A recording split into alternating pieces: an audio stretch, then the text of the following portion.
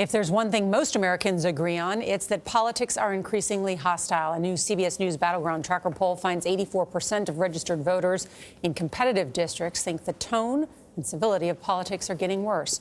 Republican Senator Ben Sasse of Nebraska believes it's part of a larger problem. In his new book, Them, Why We Hate Each Other and How to Heal, Sasse says the loss of community in America has helped to widen the political divide. He joins us here in Studio 57. Thank you. Good to be here. Thanks. Do you really think we hate each other?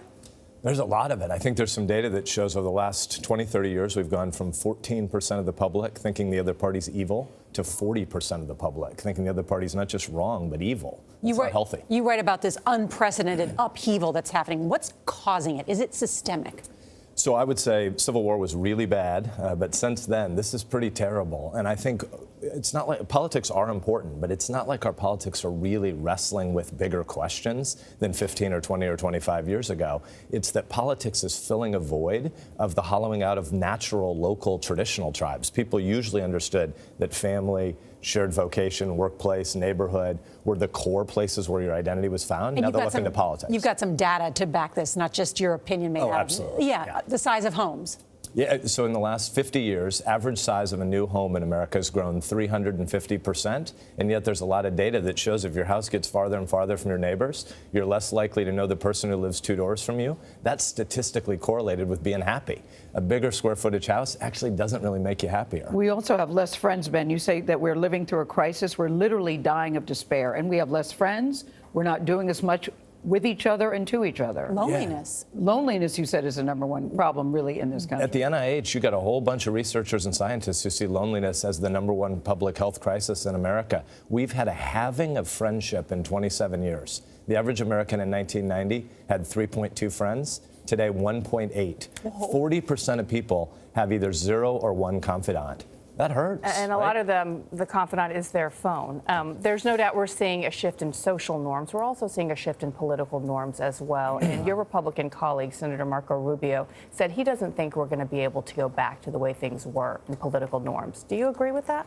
I think we're headed toward a deeper, darker tribal place for a time. The question is how I named this book Them because we act like political differences are sort of core anti-identities for people. Until you have things that you're for first, you're not going to be able to figure out what we're trying to do together in politics. Politics, again, I think politics are important, but they're not the first thing. They're certainly not the only thing. And I think right now our politics are suffering because a lot of people are looking to find grand meaning there because we're not reflecting well on these core underminers of happiness at home. We talked about this yesterday, but to the extent that people have filled this hole with politics, they're watching it on TV all the time, there could be many more examples of you or your colleagues reaching out to each other and saying, I'm not going to treat you like a person who has only the worst motives. I'm not going to call you evil. I'm not going to say that your perhaps genuinely held view is all just some scheme to keep you in office. That more examples of that while people are watching might be good. Well said. You want to come give us a emotional pep talk at the Senate Monday morning meeting? I've got my own problems with pride and humility.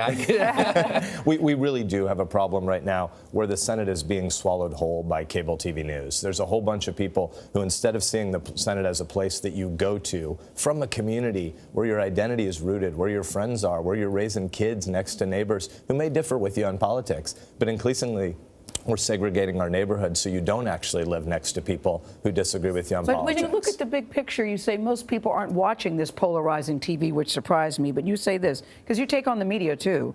So when we hear anyone powerful in response to questions about their behavior attack the media in general, as opposed to merely pushing back, we should look critically at them and their behavior. Who are you talking about, Senator Sasse? I mean, pretty much everybody in Washington, but maybe the politicians at the top in Washington are particularly good at trying to just demonize. There's a lot wrong with the media. And again, that's not beating up on any of the 4 people in this room. This is about the economic incentives and the way we consume media right now. It's not very economically profitable for a media outlet to try to speak to 70% of America. That isn't how we consume anymore. In the 1950s, 70% of households were watching I Love Lucy. It wasn't important content, but it was shared content. Yes. In the last 15 years, the most watched programming in America is Sunday Night Football, hit a 14% share for 3 weeks in 2014. So right now there's real economic incentives to try to just speak to the 1% of the public that already agrees with you. Are your colleagues listening to you to be better, do better? It doesn't seem so. We don't listen all that well in Washington. I'm one of 8 people out of 100 in the Senate who's never been a politician before, so I'm new to this place. But politicians talk more than we listen. We should listen more than we talk. And when I'm home, I live in Nebraska, I commute every week. When I'm home, I find that the vast majority of people don't really want politics to be the center of meaning. They want it to get a bunch of pragmatic stuff done. Yeah. We need to build a cyber doctrine for the nuclear age. We need to think about job retraining for an age of work disruption that's coming at a faster and faster pace. But you don't want to find good and evil in politics. And too many people in the cable news tribes and in political parties think that anti-tribes are enough to sustain them. I think most Americans differ. All right. You tweeted about leaving the Republican Party. We're going to be watching. Thanks for having me. Let's talk more about that. Yeah. Okay. All right. Thank you very much. What's the book called? Yes. Exactly, John. Why We Hate Each Other and How to Heal. It goes on sale tomorrow wherever you like to buy your books.